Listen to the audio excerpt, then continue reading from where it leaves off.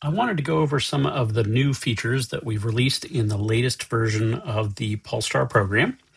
Here I have a patient that has been in previously, so we see the pre-analysis from their last visit, and we've done a full analysis of the current visit, and I wanted to show you a couple things we've changed in the preferences.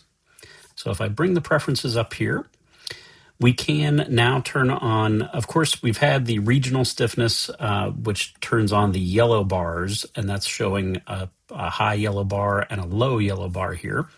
But we also have the option to only show the high yellow bars or only show the low yellow bars. So you can see this low yellow bar down here. We feel that the yellow bars are indicating some sort of soft tissue problem around that area. The low yellow bars may be soft tissue problems, tight muscles that are right at the intersegmental muscles underneath the analysis itself. And the longer yellow bars may be soft tissue, tight muscles away from that area of the spine. So we might want to do some soft tissue work away from this area as well. So those are two. By adding the low region bars only, that's a new feature that we've added. The other is a new show intersegmental orange bars. And basically what this does is we show orange bars where we're very close to having a subluxation in that area. It's not quite a subluxation, but it's very, very close. So it's just another granular level of showing you that this isn't a problem right now, but it's pretty close to one. So it may be something we want to watch for the next visit. So you can turn those on and off as well. Then, of course, when we're done with our analysis, we can go to the adjust either by clicking the button on the impulse head, or I'll click the adjust button here on the screen. S4, S5. We then choose vertebra based on the analysis, and we put them in the worst fixation to least worst fixation or subluxation in the list. But you can reorder this again in the preferences. I can bring that up. If I go to the session preferences, I can change my list from auto to top to bottom or bottom to top to rearrange that list of vertebra on the side. And you'll see that it's recommending S4, S5, and right at that joint level, we've got a throbbing red indicator to let you know that's where we want to make the adjustment. The force level has been set to 20 pounds. I'm going to back that down to 15.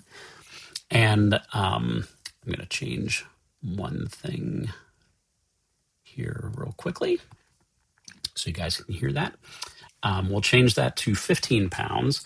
And now one thing that we've added is an effectiveness feature. So the system will monitor the adjustment, and when the adjustment is effective, it will actually change this red throbbing to a green bar. So I'm going to go ahead and demonstrate that now. I'm going to start adjusting. And if we don't change at all, if we just keep going, we'll max out at the 150 impulses, and you'll see that the red bar is still throbbing. This time I'm going to move the impulse head down my hand as we do the adjustment, so we get some change. And there we have an effective change. So the red has turned to green, letting you know that that adjustment was effective, and now you can move to the next vertebra. So I would just click the button.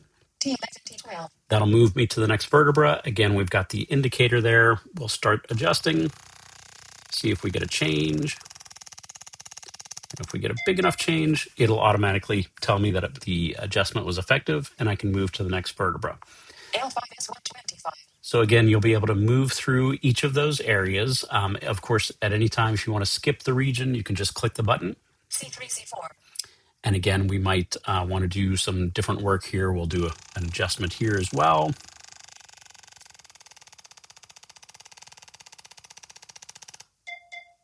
And that one you see doesn't turn green because we didn't have quite the effectiveness we're looking for. So we'll do another adjustment in that area. And that time we got a good adjustment, so we're ready to move to the next vertebra. L3, L4, 25. And if I want to skip that, I can do that. Osseous. Another feature that we've added is in the soft tissue area now. We let you know you could leave it at soft tissue and just have it indicate that you did some sort of work with soft tissue. But now you can also choose different areas. So you can choose TMJ. We can say, okay, we're going to work on the suboccipitals because the patient said that they have some tension headaches that we want to work on. And you can now choose whether you did a left, in this case, the suboccipitals on the left, suboccipitals on the right, or if you use the wider dual prong, you could do the suboccipitals bilaterally. So I'm just going to say that I worked on the left side at this point, and I can change that to the myofascial mode if I want to, and force down to 10. And then I can treat that area with myofascial. And of course, with the myofascial mode, the rate depends on how hard I'm pressing on the impulse head. The harder that I press, the higher the rate. If I slow down or back off, that'll slow down the rate itself. So you can change that rate depending on how hard you have preload on the impulse head. Then when you're done with the adjustment, you would just click the button. Cervical. This will move back to the analysis for the post analysis, and we can see how we did today. We'll do a quick post analysis here. Thoracic.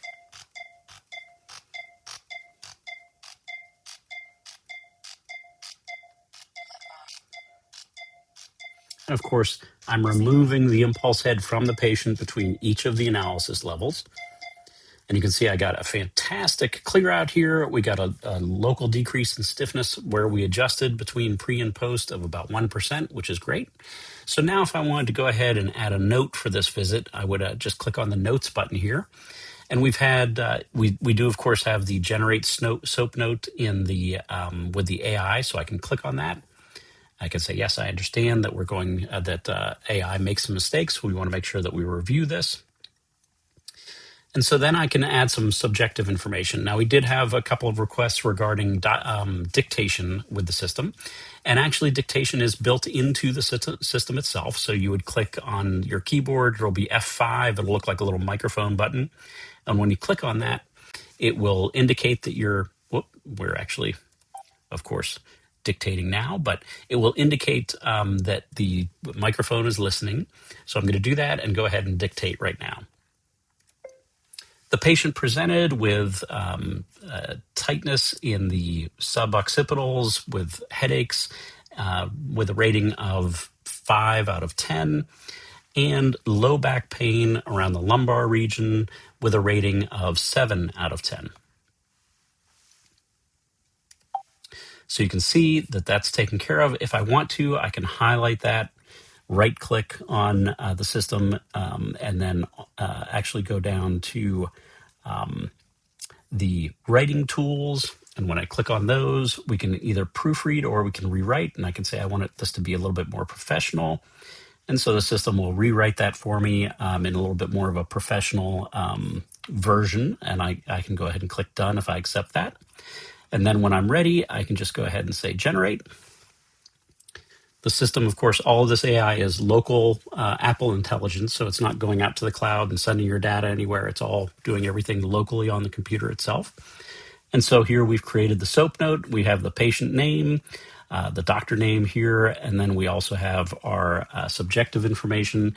And then we can actually see here that it's indicated different levels from the analysis and different adjustments that the PulStar did. And we've pulled that right into the system itself.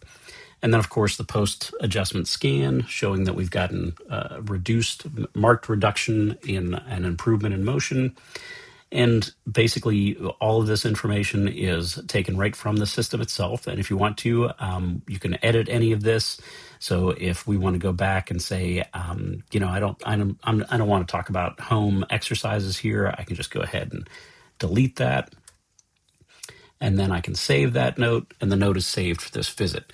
So if I take a quick look at the review for this visit, when I click on that, I'll see in the summary, not only do we have our SOAP note here and what we adjusted, but you'll see down here at the bottom, it does say that we treated the suboccipitals on the left with the myofascial mode 705 times at a force level of 10 pounds. So now we're storing all in your notes for you the information about what you adjusted, as well as soft tissue treatment with the system.